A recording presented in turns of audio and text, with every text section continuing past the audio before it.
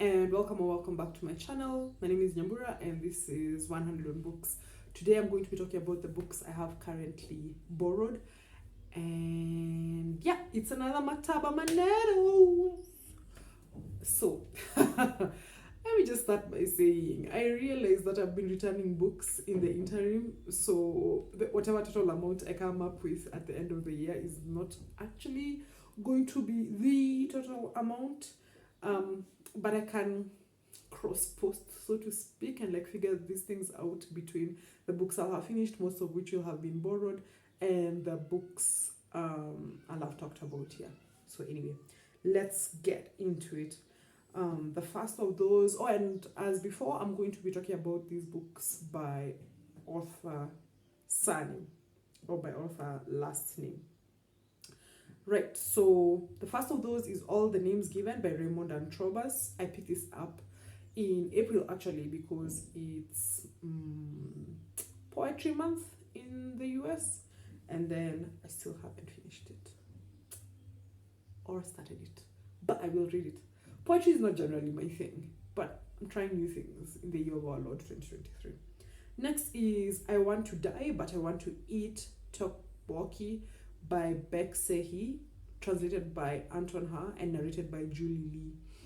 This book was a bit of a sensation, but I only realized as I was prepping for this video that it's described as a therapy memoir. So that's something. But also I enjoy Anton Ha's translations, so that's another reason why I was enthusiastic about picking it up. Third is Someone Who Will Love You in All Your Damaged Glory, collection of stories by Raphael Bob Waxberg, which is narrated by Raphael Bob Waxberg, Baron Vaughn, James Abania, Kimiko Glenn, Coleman Domingo, Natalie Morales, Raul Esparza, Will Brill, Stephanie Beatrice, Emma Galvin, and Nicolas Gonzalez. Goodreads describes this as a fabulously offbeat collection of short stories about love from the creator of BoJack Horseman. I picked it up because it sounded interesting, despite the fact that I've never watched an episode of BoJack Horseman, which I know, but yeah. Then next is The Sugar Jar, Create Boundaries, Embrace Self-Healing, and Enjoy the Sweet Things in Life by Yasmin Cheyenne, which I'm doing a hybrid read of, and it's narrated by the author. That's it, it's what it says on the tin. I think I'm always looking to read books about, creating boundaries and what it means in real life. Because I'm in that era, which is to say I'm alive. Next is Cloud Cuckoo Land by Anthony Doerr, which I'm doing as a hybrid read, and the audiobook is narrated by Martin Ireland and Simon Jones. Goodreads describes this as a book that brings together an unforgettable cast of dreamers and outsiders from past, present, and future to offer a vision of survival against all odds. And I picked it up because it was recommended by a workmate. You might remember that it was really popular at some point and I never did pick it up.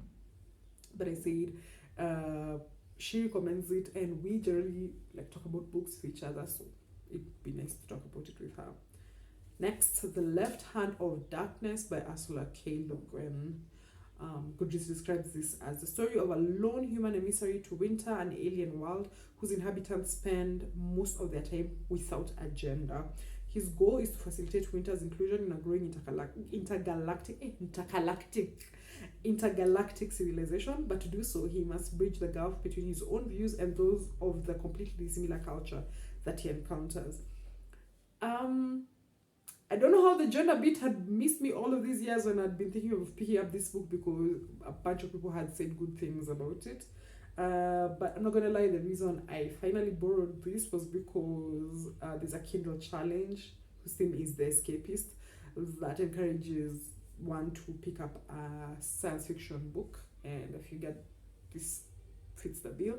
And if I finish it, when I finish it, then I'll be able to get that badge because it's like Pokemon. I'm trying to get them all, catch them all. Next is Highly Suspicious and Unfairly Cute by Talia Hibbert. It's described as a laugh out loud story about a quirky content creator and a clean-cut athlete testing their abilities to survive the great outdoors and each other. I picked it up because this is Talia Hibbert's YA debut, and I really enjoyed her Brown Sisters trilogy. So let's see. Next is Crip Kinship, the Disability, Justice and Art Activism of Sins Invalid by Sheida Kafai. I've been wanting to finish it for a while because I borrowed it ages ago, put a hold on it, kept sending it back and so on. So I'm excited about this because I'm always interested in reading books about disability, justice, and also how those ideas intersect with ideas like race and gender and things like those. Next is All This Could Be Different by Sarah Thankam Matthews, narrated by Rina Dutt, which is described as an electrifying novel of a young immigrant building a life for herself, a warm, dazzling, and profound saga of queer love, friendship, work, and precarity in 21st century America. So the National Book Award brought this book to my attention, and I've also read quite good things about it, so I said, yeah, why not? Next is Sexual Misconduct of the Middle Classes by Hannah Moscovich. Goodreads described this as follows. John, a star professor and author, is racked with self-loathing after his third marriage crumbles around him when he finds himself admiring a student, a girl in a red coat.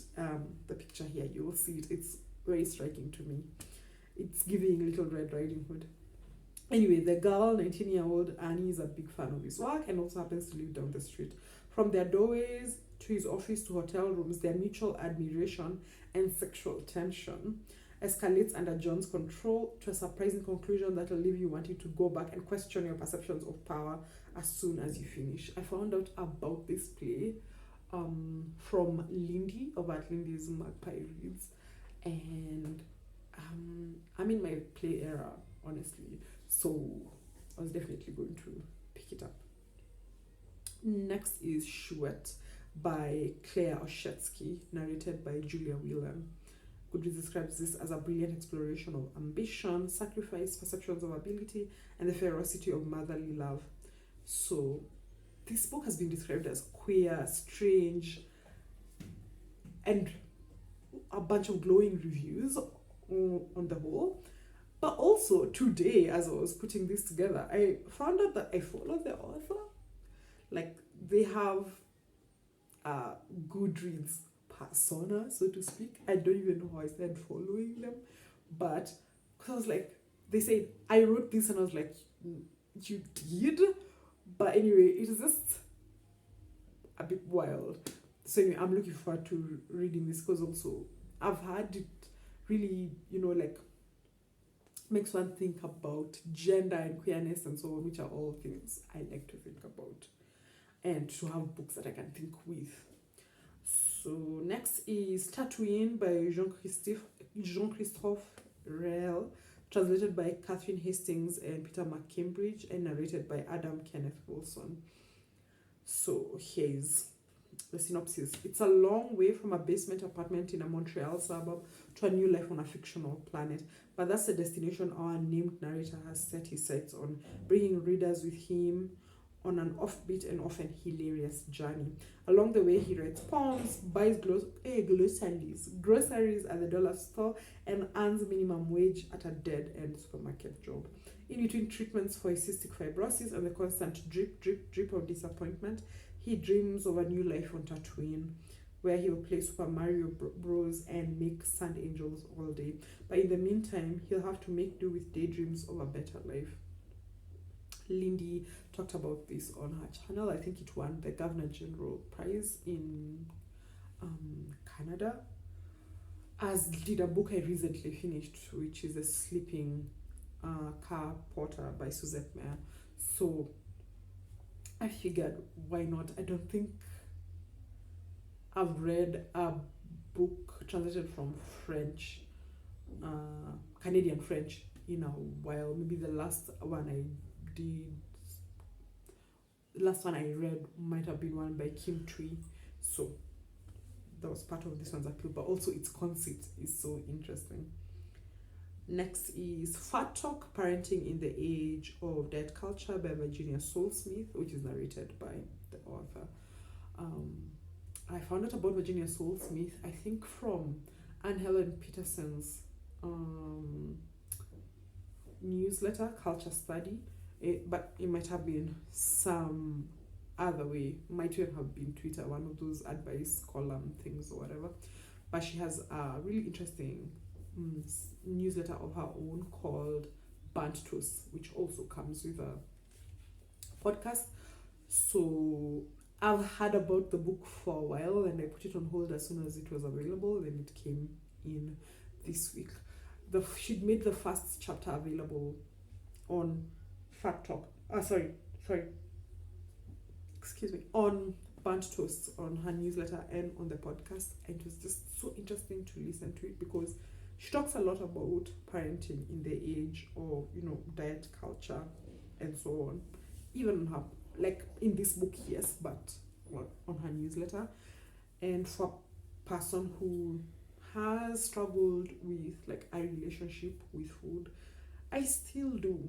I don't know why I'm scared about it in the past tense. Like I've listened to a bunch of things, read a bunch of things around like intuitive eating and how to develop like a healthy relationship with food and how to kill the fat phobic person within you and all of those things. But I live in a society, where one goes to the doctors and they're weighed and they're surveilled or they're criticized and so on. And if you know me in real life, I'm not like that much on the larger side, if that makes sense. And so I can't imagine what it's like, for instance, being, like fat with a capital F, like being so much larger, there's no way to align your size, but also bringing up, for instance, a fat child. And I want to be a parent myself. I've spoken about this here in the past. So thinking about these things, granted, there's a lot of like an American focus here, a North American, US focus in this book. But those ideas around like anti-fatness and so on, they permeate healthcare in many parts of the world, including where I live. So that's a huge part of this book's appeal.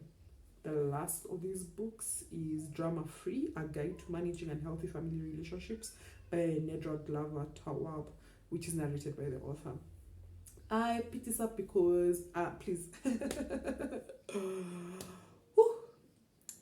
if you come from where I'm from, that's my brother in the background making noises, but if you come from where I'm from, family doesn't just mean your mom, your dad, and your siblings, as it might say to some Westerners.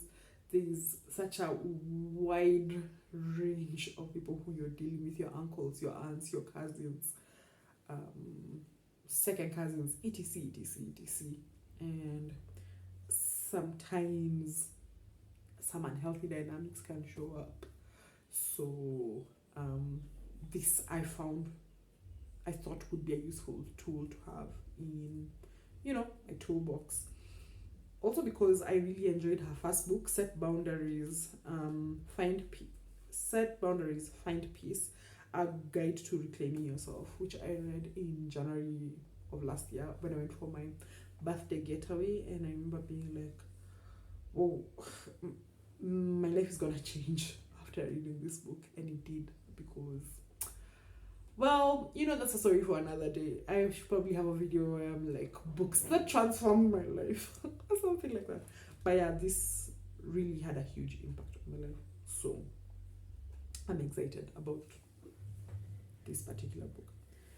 So I currently have borrowed including the books I just talked about, 19 ebooks, which include 3 cookbooks. The reason I'm talking about those 3 cookbooks is that you all know I'm just going to keep reviewing them. And I also have 11 audiobooks borrowed. At this point, I'm thinking of just hiving out the cookbooks from the ebooks I talk about, because if I keep borrowing them, will I be limited to 2 books at a time? No. Remember, if you will, that the goal here is to borrow a maximum of 5 books per format at a time. So there we are. The amount saved during this period, as I mentioned in a previous Maktaba Manenos, with hybrid reads, I'll be highlighting the cost of the what's this book called, of the ebook, not the audiobook. So the total amount saved is $246.62, which we love savings. You know what I'm saying? You know what you can do with $200? You can do a lot of things. You can buy a Switch, for instance. So, as always, please let me know if you borrowed any interesting books, if you read any interesting books recently, or if you bought some books that you're excited about. Because we all know buying books, or in my case, borrowing books, doesn't mean you're going to read them immediately or that you're going to read them full stop. But like, there is something about the acquisition of books, however you do it, that's just a lot of fun. So yeah, please like, share, subscribe, comment. Thank you so much for watching. As always, I appreciate you taking your time, and I'll talk to you soon. Bye.